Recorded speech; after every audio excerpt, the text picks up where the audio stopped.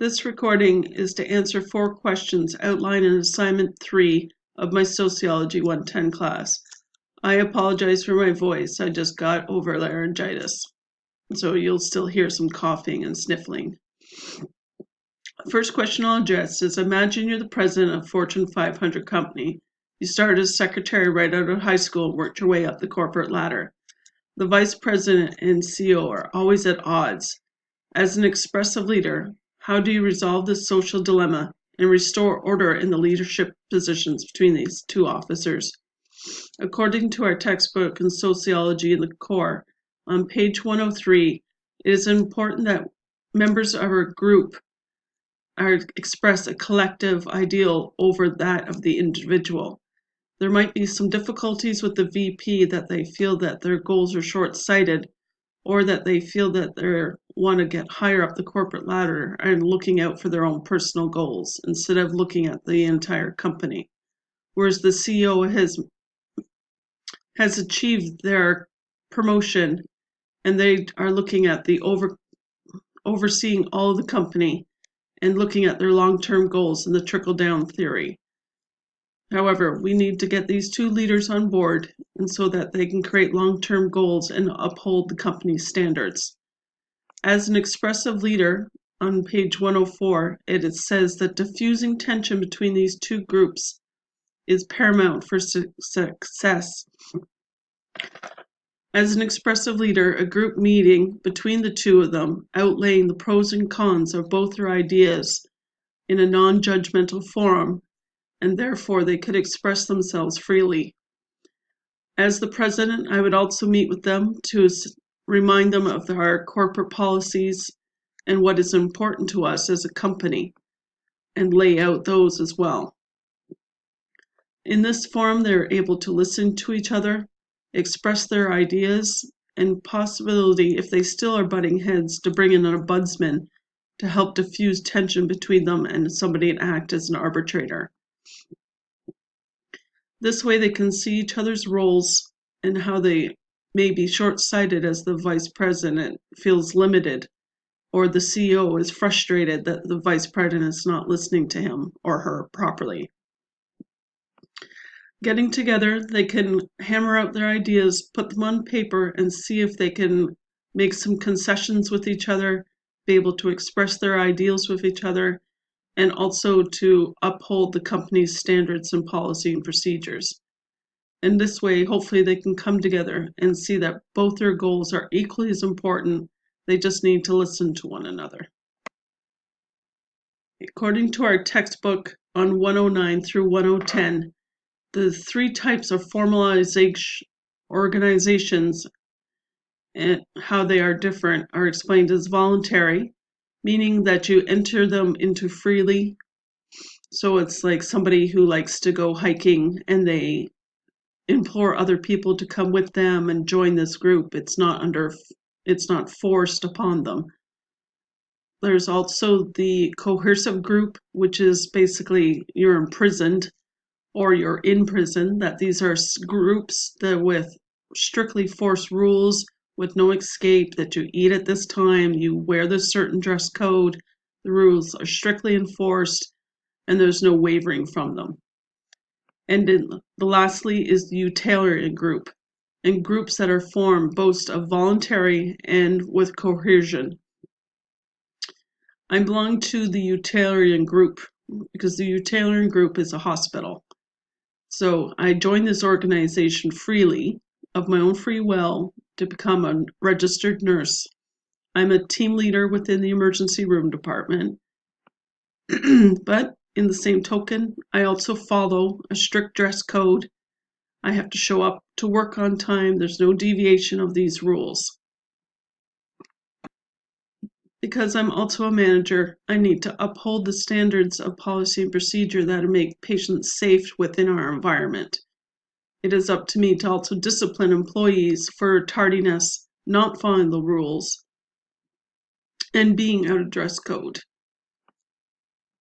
Sometimes they don't take me very seriously because I'm younger than the majority of them. And I find that sometimes very difficult to uphold that end. The The positiveness of being within the utilitarian organization is that you always have a job, that you know that you're not going to lose your job necessarily because you're in a hospital, you're in a public funded hospital as well. So the government is who pays us instead of being privately owned. Also, they contribute to our pension plans. So when I do decide to retire in maybe 30 years, I will have money in the bank, and that gives me a safety net that other people probably don't have in this world. And I'm also guaranteed a certain rate of pay due to the fact that we are unionized and we get cost of living benefits every year.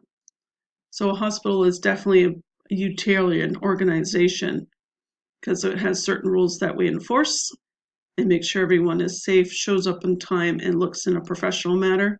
But at the same time, you're free to leave this organization at any time you feel fit. Question 3. You decide to run for public office, and although you have little to no experience of election, holding office, or campaigning, you feel you can be successful since you've helped a friend served in a public office seat last term. Explain how this is a characteristic of Weber's ideal bureaucracy and what you would do to improve your competence under these circumstances. For this question, I used an outside resource other than our textbook. I found an article called Politicals Mania on WordPress.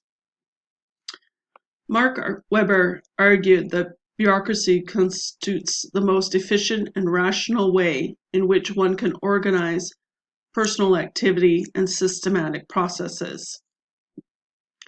Organized bureaucracy is necessary to maintain order, maximize efficiency, and eliminate favoritism. The ideal type is perfect for someone that's applying for office that has no experience, because this rationale for the ideal type is that you're subservient to the rules, authorities, and procedures. Improving competency would be gained through the standards for the eligibility of the office.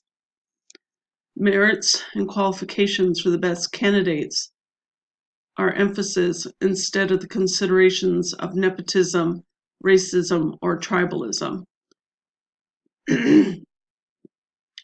If you succeed in imposing your will in this social relationship despite resistance, then it can only be said the person has the power to control.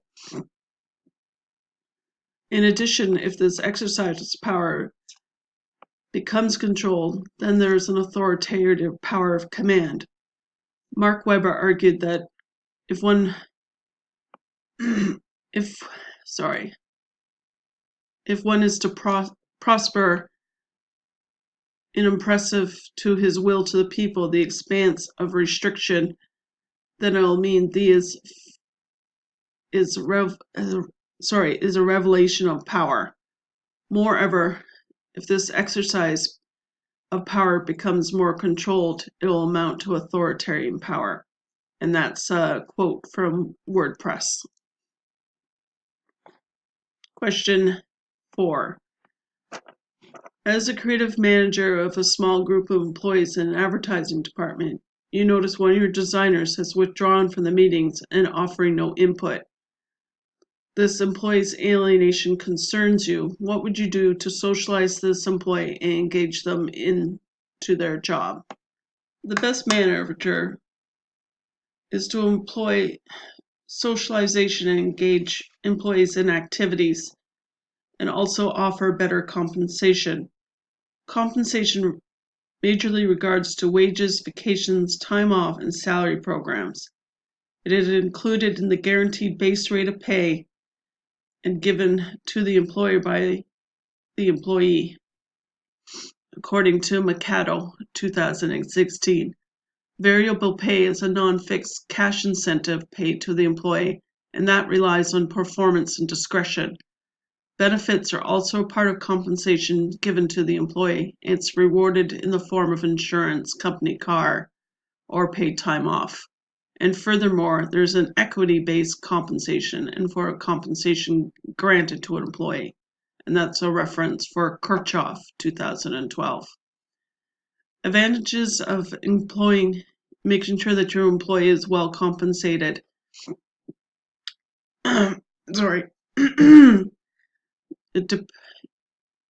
It's the profit margin with the company will increase due to the improved morale among employees. They will work extra hours to earn this compensation. It also gives the employee economic security.